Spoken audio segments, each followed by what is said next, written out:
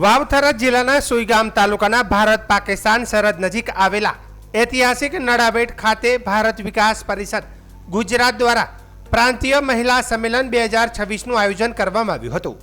કાર્યક્રમમાં વિધાનસભાના અધ્યક્ષ શંકરભાઈ ચૌધરી, રાજ્યમંત્રી રીવાબા જાડેજા અને રાજ્યમંત્રી સ્વરૂપજી ઠાકોર હાજર રહ્યા હતા।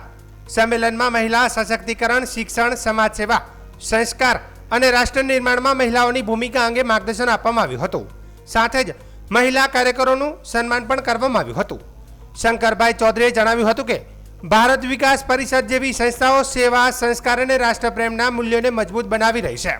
તેમણે સરહદી વિસ્તારના વિકાસનો ઉલ્લેખ કરતા દીકરો દીકરીને સમાન તક આપવા તેમજ AI સહિતની ટેકનોલોજીનો સદુપયોગ કરવાની અપીલ કરી હતી। રીવાબા જાડેજાએ મહિલા સશક્તિકરણને વિકસિત ભારતનો પાયો ગણાવ્યો હતો, જ્યારે સ્વરૂપજી ઠાકોરે મહિલાઓની ભાગીદારી વિના વિકસિત ભારતનું સપનું અધૂરું હોવાનું જણાવ્યું હતું। કાર્યક્રમમાં રાજ્યભરમાંથી મોટી સંખ્યામાં મહિલા કાર્યકરો, હોદ્દેદારો અને આગેવાનો હાજર રહ્યા હતા।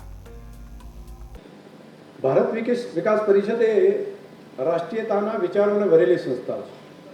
સમુત્કર્ષ તરીકે હતા ત્યારે અને અત્યારે સમુત્કર્ષમાંથી ભારત વિકાસ પરિષદ વિચાર માત્ર પોતાના માટે નહીં જીવવાનું, બીજાના ભલા માટે જીવવું, સૌના માટે જીવવું,